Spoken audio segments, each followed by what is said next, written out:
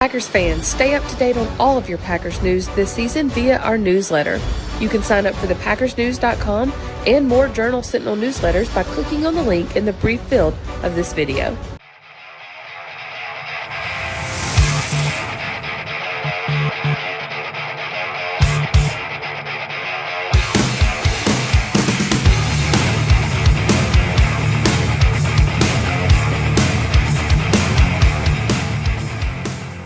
Hello, Packers fans. Welcome into the Green 19 podcast from JS Online and PackersNews.com. I'm Kassidy Hill, joined as always by Tom Silverstein and Ryan Wood here at Lambeau Field as we are gearing up for not only a Sunday game versus the Los Angeles Chargers, but the Packers have 2 games in 5 days coming down the stretch here. So going to be a quick turnaround for them next week. But as Matt LaFleur said today, they're focusing on game 1 first, and then they will take it from there. Spoon, there's been a narrative this week that this game could turn into a shootout. Is that a fair narrative? And if so, is there any chance that the Packers hanging around in that? Well, the Detroit Lions rolled up 533 yards against the Chargers last week. Now, the Packers aren't the Detroit Lions. But,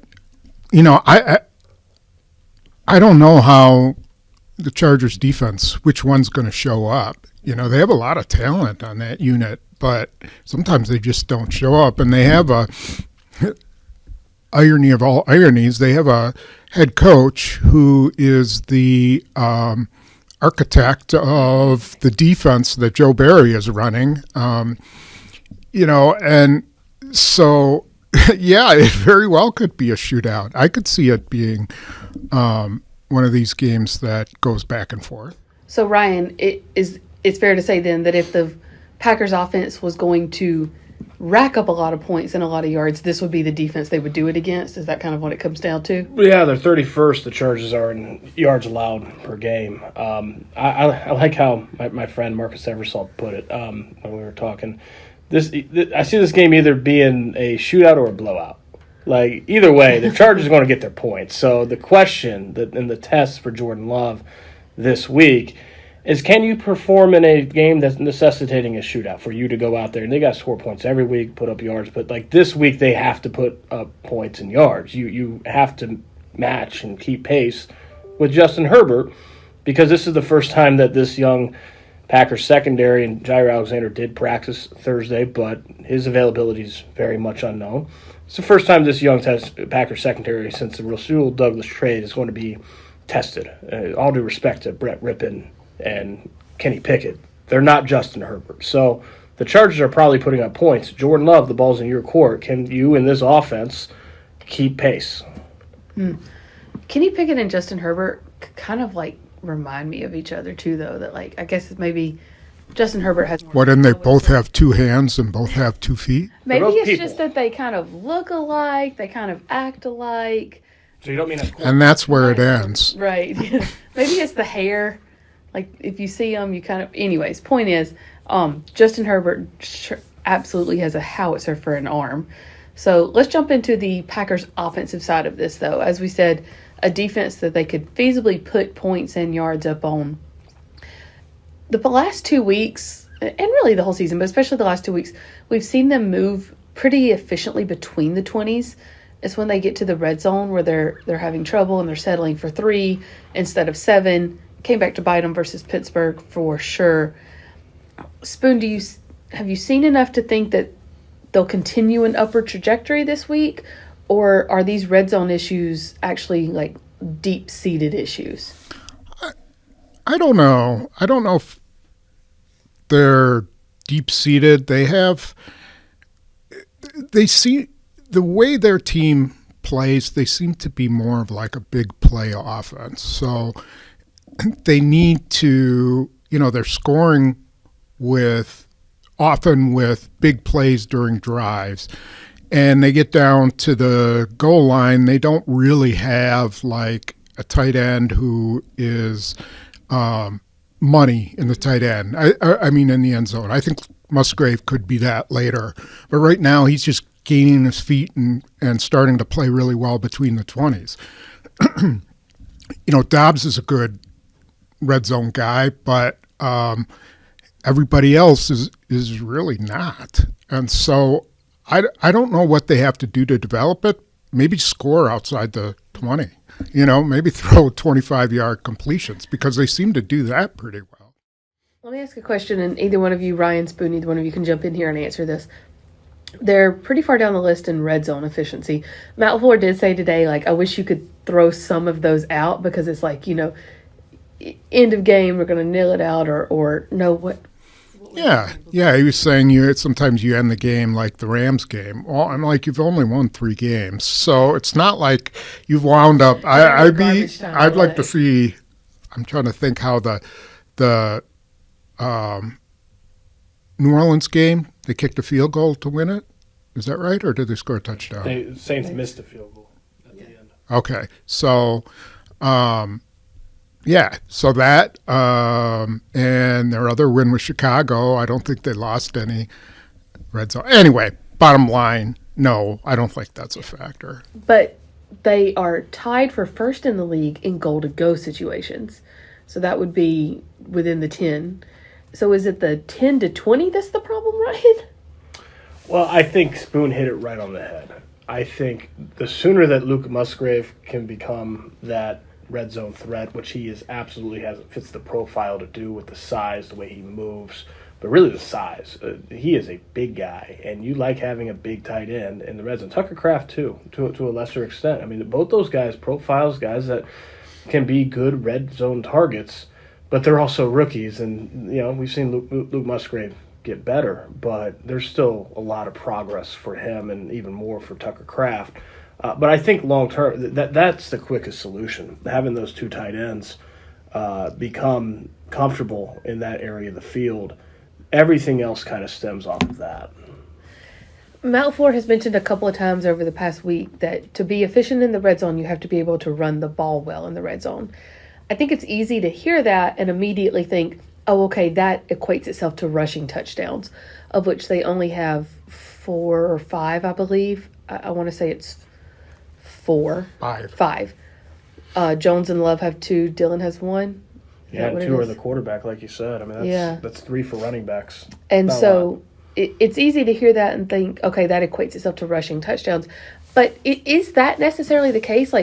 To run the ball well in the red zone, does that have to translate to rushing touchdowns, or is it also about, Ryan, you and I were talking about Patrick Mahomes on the Manning cast this week, correctly predicting what the Broncos would do in the red zone. He said they're going to run it twice and then do a hard play action and score off the pass. And that's exactly what they did.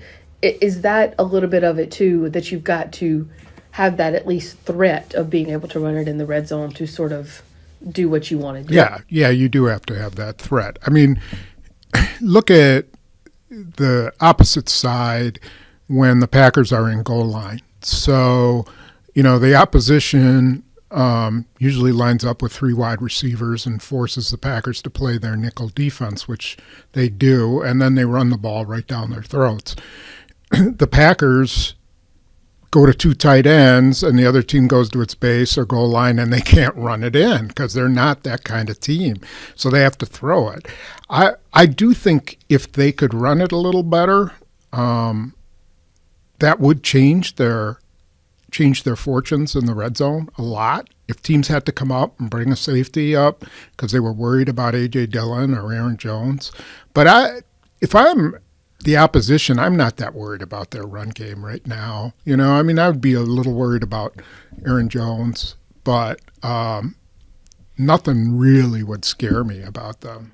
They don't have a road grading offensive line. They've got an offensive line that is built and in most aspects has done pretty well in pass protection, but they're just not the dig your toes in the ground and go downhill type, and it's kind of felt like it's been forever that way, Spoon. I mean, this is how they always were with Aaron Rodgers. It was a pass protecting offensive line and the run blocking. The one thing I will say is that early in Aaron Jones's career, he had an immaculate nose for the end zone. I mean, he could just fit into tight spaces, and he ran a lot harder than his frame. So even without the road grading offensive line, I do think that giving Aaron Jones the ball inside the 5-yard line, good things are usually going to come from that. But yeah, that's part of it, and they don't have the beef, the girth that you really need to be a great run blocking offensive line. Yeah, they don't have finishers. Like, Aaron Jones was a finisher for a long time, but it's pretty obvious from this last game that he's beat up. He got sort of tripped up from behind on a play. It was like a short pass and run, and I thought he was gone. I thought that was a score, no question. But he ended up, kind of deciding to use the form because I don't think he was that confident he could run away from the guy. And that's kind of what they're lacking, is that type of player. Christian Watson should be that type of player. They should be able to throw him a slant down there and, he just breaks it in for a touchdown. I mean, think about how many plays we've seen where Packers corners get beat on a slant, because the guy who's coming off the line of scrimmage is fast and big and talented, and the Packers just aren't doing that right now. So right now, I think they can move the ball, and I think they're going to have to continue to be somewhat of a big play offense and rely on that. The thing I was kind of thinking with Aaron Jones after the opener was he's 28 years old. He turns 29 in a few weeks here. He's at that age where running backs break down. This is the end of the road at this age for most running backs. And he has that opener, and I'm like, man, maybe give the ball to Aaron Jones more week after week through the early parts of his career, and the fact that they didn't, maybe that preserves him a little bit. Maybe that's why we're seeing this at this age. He's still explosive. He still has burst. He still has juice, all those things. And then since then, he's been banged up, and he's had 2 games that the last 2 games he's been as close to healthy as he's been from the opener, but he hasn't played like Aaron Jones. I'm very curious to see, is this the end of the road for Aaron Jones? Because it is for darn near every other running back once you get to this age. This is just the way the position works at this level. Or does he have something left? I think that's going to be very fascinating to see in the next month. Yeah, I want to see him in Detroit on turf, and that'll be a good barometer of, the Pittsburgh turf is terrible. He's very much turf type of runner. I mean, he's been great at Lambeau Field, but you can really tell when he can make a difference in those situations. Dallas, yeah. His career was his first big game. Yeah, so I am kind of curious to see how he does there. I want to go back to the red zone thing real quick because I just want to wrap that up with a thought. You mentioned that there's not really like a road grading offensive line to help down there. Do you think we could see or let's play a little wishing game. Let's say they use a jumbo package. Who do you want to see out there? Because I would try like TJ Slayton out there in a jumbo package. Sean Ryan. Yeah, I mean, you saw what he did against the Rams. Yeah. He would be my first choice if you decided to do that. Great last name. Right. It was there. I had to take it. I was on a podcast yesterday, a guest on a podcast, and my friend Carmen, who used to cover the Bucks, was on there. And she said, when I covered the Bucks, they used to use a jumbo package where Vita Vea was a fullback. Mm-hmm. Could you imagine, could you imagine handing the ball off to, Quay Walker? Quay, that's when you can leap. I thought you were going with the TJ Slayton as a fullback. That would be something to see. Put TJ Slayton in as the jumbo package and then you hand the ball You off to Quay guys don't Walker. remember William Refrigerator Perry, do you? No, but that's an excellent name. I remember LaTroy Guion playing right guard in the 2016 NFC Championship game in Atlanta. Yeah, I remember that. I don't know. I mean, those offensive linemen, they might look the same, but they're a little different, the defensive linemen. The Fridge, for your information, was like 370 pounds on a good day. Yeah. And before breakfast. Mike Ditka, just to embarrass the Packers as much as he could, gave him the ball at the goal line. And he scored. I mean, he was really effective as a blocker. In fact, there's a huge controversy in the Super Bowl because they gave the ball to Perry instead of Walter Payton down at the goal line. It's like Walter Payton finally gets to a Super Bowl and Ditka doesn't give him the ball. So anyway. When Jordan Davis was still in college at Georgia used to always put him in their jumbo package, and he would always check in as an eligible receiver because he was extra on the line. And so it was like a joke. One of these days, they're going to actually throw him the ball. And they did one time, and he scored a touchdown. Mm-hmm. And it was not even a rush. It was a throw. Yeah, So that happens. you never know. Backing up a little bit, though, off of the red zone, y'all kind of already started touching on, what they could do with some of those slants and things. But we're seeing Jaden Reed, Tay Wicks, some of these guys as well, really starting to find their footing over the past couple of weeks. And so is this one of those games? I mean, Spoon, as you said, this looks like a big play offense that's what they're going to rely on. Is this one of those games where you're going to start looking maybe more and more to some of those guys like Wicks and Reed and Musgrave, who they like to kind of hit down that left seam some? I would try to take some pressure off of Watson. I would try to feed Watson a few times on some slants, get him kind of going in the early bit. But my money guys are Jaden Reed, Wicks, and Musgrave right now. Well, Dobbs is a money guy, but you also have to assume that other teams are going to try to take him out of the game. They're going to take either him or Watson out of the game, and probably more often than not now they're going to lean towards Dobbs. But those three guys can make a huge difference, and they're playing really well. Now, Musgrave has got 2 routes that he's kicking butt on. Yeah. Okay, so there are so many other things that's left out there for him to do. If you ever watch a Travis Kelce play, all the different routes he can run, the places he can sit down in zones. Right now, Musgrave's good splitting the safeties, and he's good running that corner route, with linebacker on him. So go ahead and keep exploiting that, and maybe his game will start to improve. Reed's going to continue to get better. The only thing, I've always been told is that little guys, when it gets cold at Lambeau, are not as effective, but, Reed's a pretty well-built guy. So Was that the case with Cobb? yeah, kind of. Yep. Even early in his career. Yeah. Oh. I think that's why Green Bay has always stayed away from those guys, because they always felt like they faded in the cold weather. And why smaller receivers would fade in the cold weather, I don't know. Jaden Reed did play in Lansing, though. That's what I'm saying. He's built pretty well.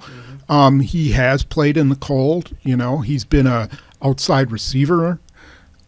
So he's built. My question was, or my point was, let's see. I want to see that. How well he performs. If he continues on the road he's at, they got to keep making use of him. When we're sitting here Sunday night after the game, Ryan, who's the leading receiver versus the Chargers? It's a great question. I can almost tell you it's not going to be Christian Watson. And I think, Spoon, you're onto something there. What's the best way to get Christian Watson back on track? Take the dang pressure off him. You've got all these other guys. Throw it to them. They're probably open. And once you start throwing it around to them, the defense is going to react because they react off film. The interception Jordan Love threw to Christian Watson in the end zone, the first one, the ball should have never gone there. That was the issue. It wasn't even a bad ball. It just shouldn't have ever gone there. He was blanketed. Throw it to who's open. So I think that's the question of do they finally start to take the pressure off Christian Watson? Jaden Reed is 9 games into his rookie season, a little bit past the midway point, and he's on pace for the best. If you just even look at his 16-game pace, he's on pace for the best rookie season by numbers of any rookie receiver the Packers have had since Brett Favre came to town in 1992. I mean, that's a lot of receivers on that list, but he is on that pace right now. And this, you look long-term, the season's still about long-term, that's a building block piece. They haven't had a slot receiver that can predominantly do his damage in the middle of the field since early in Randall Cobb's career. That's a decade ago. Late in Davante Adams' tenure, he would split time almost equally between slot and perimeter, but he's number one receiver. He's still very much predominantly on the perimeter. To have a guy like that, and I'll be curious too, what's the final 8 games hold for him, but to have a guy like that finally in the middle of the field, you got to keep using him as much as you can. Those are the easy receptions. Those you get a quick guy like that out in open space, let him make plays with it after the catch. That's a guy I would be thrown to a lot. Let's flip to the other side. Someone that does get thrown to a lot is Keenan Allen. And now this secondary that's just kind of patched together, hodgepodge together, everything but the kitchen sink is in there. They're going to have to face one of the best receivers in the NFL. A couple of different guys today, as soon as Keenan Allen's name was thrown out there, immediately reacted, first ballot Hall of Famer. Keisean Nixon, Valentine, both were like, that's a surefire Hall of Famer. Spoon, is that some gamesmanship, or is this one of those guys where you go, yep, they're right? Well, he's coming off a 170-yard game against Detroit. No, he's the real deal. He's had some health issues, but he is a tough guard. He's a big guy. He's a great route runner. Even if they slap Jair Alexander on him, I don't think that's going to necessarily stop him. Yeah. They're going to have to just play really good team defense, or they're going to have to just take him out of the game. Do what you can to take him out of the game, and your other guys better play really well.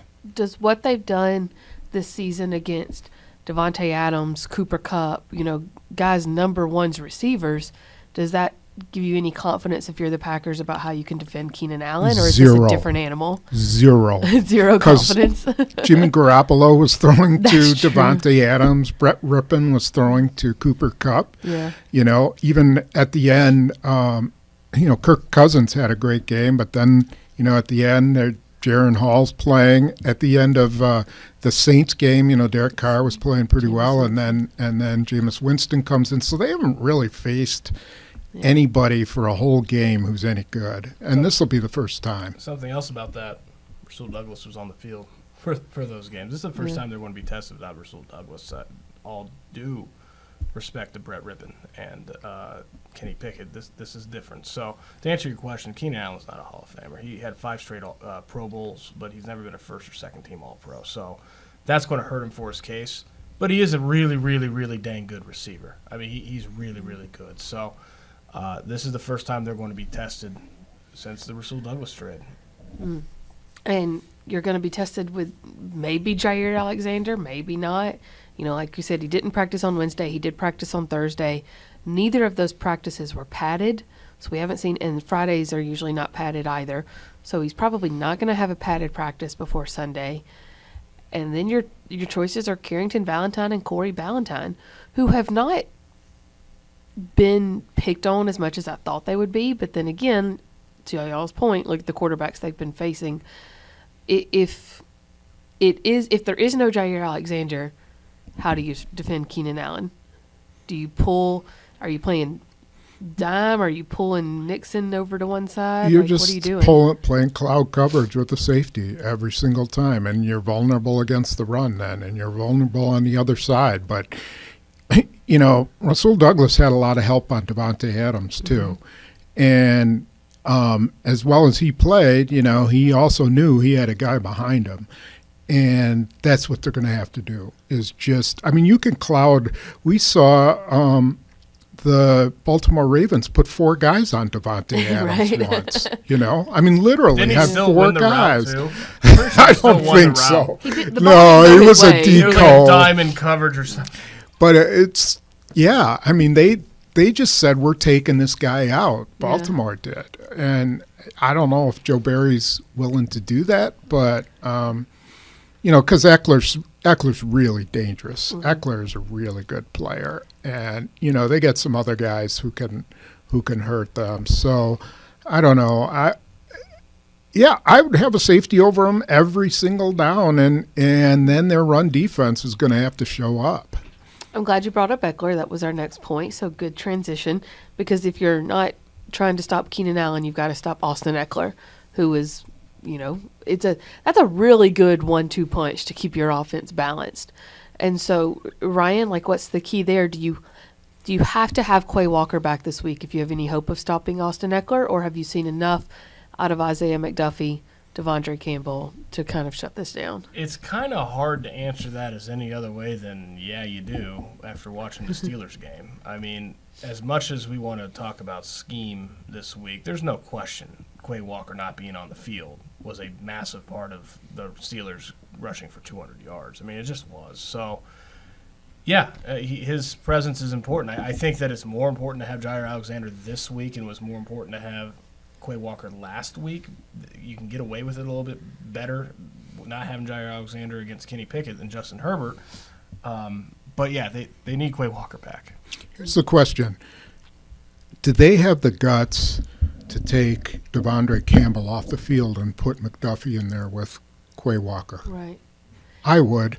I mean, I watched it pretty closely, the Steelers game, and Devondre Campbell was a non-factor. You know, he should have had a pick six, but man, he couldn't get off blocks at all. It was rough, and so maybe it was just a bad game. But I keep asking them, are they going to find packages for McDuffie? And I just wonder if they will. Along those lines, Jonathan Owens again or Anthony Johnson Jr.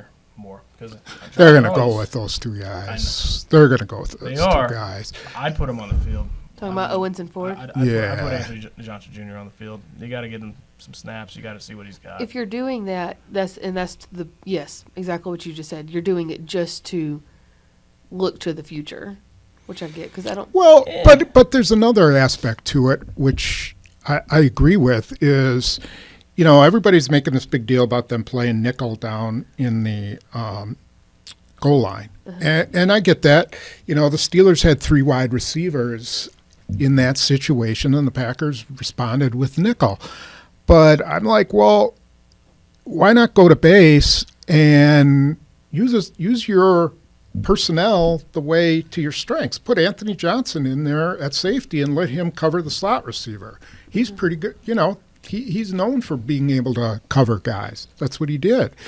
And it just seems like they're too stubborn or you know, they could have done that with Ennis Gaines. Ennis Gaines is a slot receiver. And, you know, so put him in at safety instead of Rudy Ford or Owens. Play your base defense, and then Ennis Gaines goes and covers the 3rd wide receiver. It baffles me that they don't do stuff like that. A lot of baffling going around. You know, is that just being more committed to what you've got on paper than your personnel?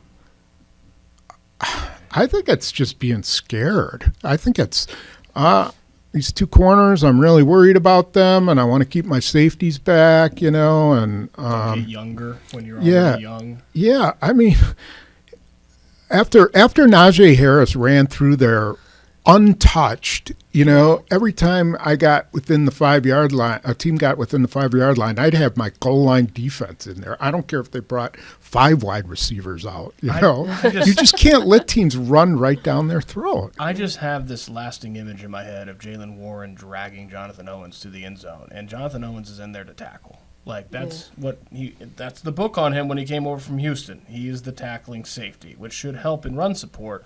But if you're going to get dragged to the end zone, you shouldn't. There's no reason for him to be out there. If that's what he's going to give you, then put Anthony Johnson Jr. in and get creative with the matchups. I think I know the play you're talking about. Someone's got to hit him first, though, right? Yeah. Before he gets to Jonathan Owens, someone's got to slow him down. Sure, but you got to get him down. There was another play though, and I'm trying to remember if it was Owens or not. I want to say it was. I want to say Ford was in on there, but I'm trying to remember. Are you talking about the Girard touchdown? No, it's not. It wasn't a touchdown. It was a 20-yard gain on the second to last drive for Pittsburgh's offense, and it was right up the gut, and it was 20 yards for Warren, and he drugged 2 guys for about 10 I remember that. Of them. Yeah, yes, Owens missed a tackle on that one. T.J. Slayton got blown out of the middle. Yeah.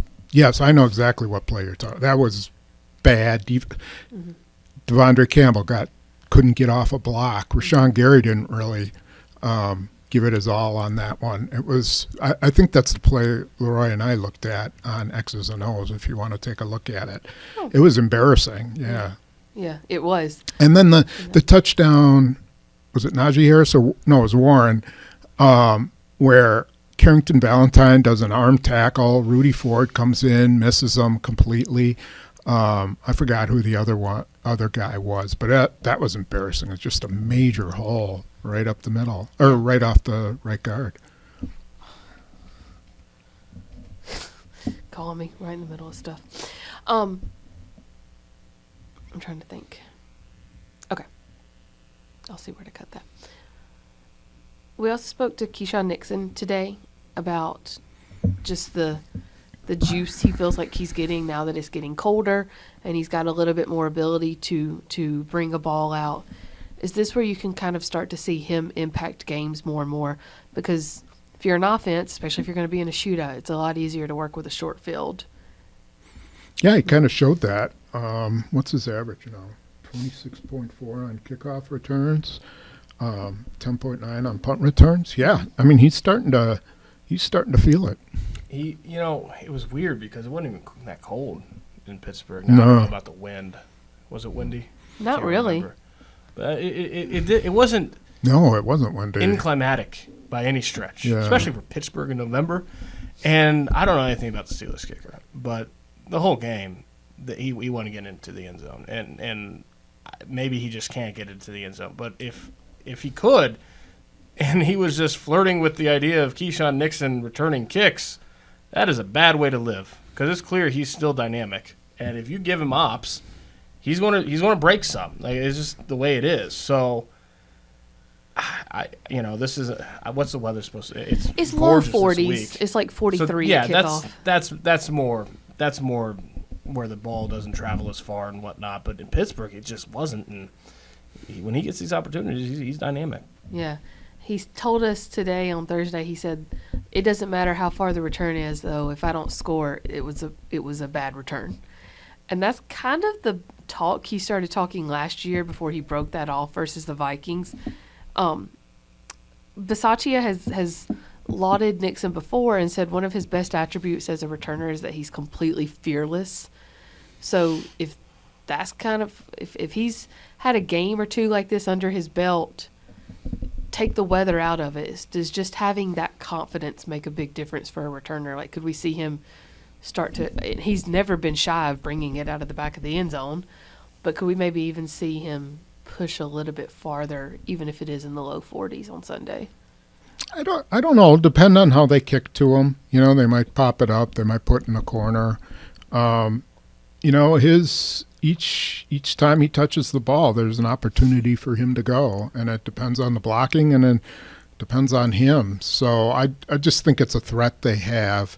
There's a very good chance that he'll get like 7 or 8 opportunities on Sunday. It could be 10 opportunities. You never know. Music to his so ears. Maybe he'll be the one who matches their scoring. And it's a shootout between Keisean Nixon and Justin Herbert. Do we think Nixon scores a touchdown on Sunday?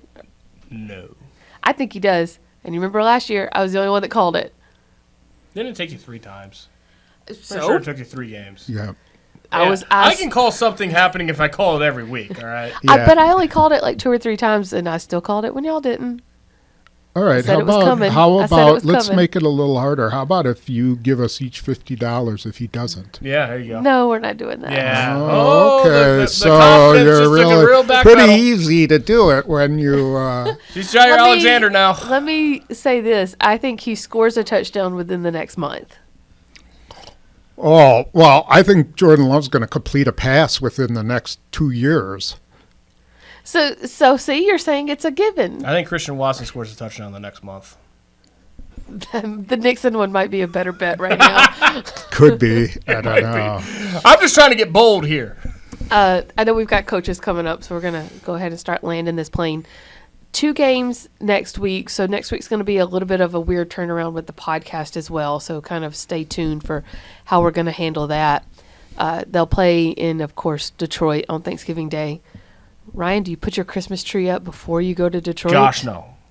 No. Oh, this is very important. Thank you. I know we got to get down to talk to the coordinators, but Can we have rules about this, please? Can we just all agree that I'm Christmas gonna season let you does say not? your piece and then tell you why you're wrong. I am saying my piece.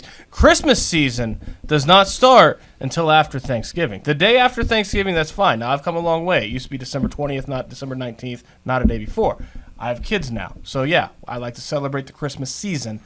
But it doesn't start until Black Friday. You have to have Thanksgiving first. This is the proper order of things. Is that just for you, or do you get mad if other people put their Christmas stuff up before Thanksgiving? I too? wouldn't say mad. I just inquisical. You know, like what you doing? That's unnecessary. You don't get to be a part of this discussion, I Spoon. don't, because He agrees. I have people in my neighborhood who put them up after Halloween. Oh goodness mercy! I'm serious, and I'm just like, Here's my thing. I personally like to wait till after Thanksgiving because I like to get a live tree, and it's not going to last no, it's not. until Christmas if I put That's it up right. before Thanksgiving. But I might put some other stuff out, and if somebody wants to put Christmas stuff up before Thanksgiving, the world is a sucky place, especially nowadays. If Christmas decorations make you happy, put them up when you want to. I would rather. Does it really affect you if your neighbor puts Christmas decorations up early? Absolutely, it does. What are you doing? That light is that crappy blue light is shining onto my property. I would rather postpone Christmas to like middle of February. Along that logic, the world's a sucky place because it's 60 degrees right now. Like I'm not bogged down by winter yet. It's just December 25th is not enough time to actually meaningfully lift my spirits. Middle of February, you got January and February after that. I could go for some Christmas cheer then. Yeah, I'd when be the fine months. with Yeah. that. You know what I mean? So like Let's December, extend it. if let's push it back if anything, not forward. I'll tell you what I am in favor of are those big blow up Santas and reindeer for two reasons. One, my dog likes them. You know, he thinks it's the mailman and he barks at them. But the other is that when they deflate, it's just hilarious, isn't it? Just It is just funny. to see the balloons. Oh, It's poor like, oh, so Santa. sad. Poor Santa. Little Oh, shot of tortoise there. reindeer. I didn't think it was hunting season. Okay, let me ask one more question that maybe you'll get a better answer. Do you have any sort of your own Thanksgiving plans? I know it's going to be tough next week because it's such a short week, but like, Yeah, I've missed so many Thanksgiving. don't sound so excited. Oh, I shouldn't First hit time in the. 10 years. Has when, it? when I was hired here in 2014, I think 2013, the Packers were in Detroit on Thanksgiving. So I'm like, well, there goes my Thanksgivings. It's been 10 years. I have not. This is my first time, so I can't Wow. really complain. So when I was covering college for so long, Thanksgiving week is always rivalry week, and so 2011 I think was the last time I had Thanksgiving with my family, and so yeah. Anyways, a long time. It has been a long time. I'm going to let us get down to coaches, and we will continue to have coverage for you leading up to Packers versus Chargers on PackersNews.com. Spoon will have his live blog starting 30 minutes before on Sunday as well. Stay tuned. Ryan will have inactives, which will be a something very closely to watch as we kind of figure out what's going to happen with Jair Alexander and Quay Walker and Rudy Ford leading into Sunday's game.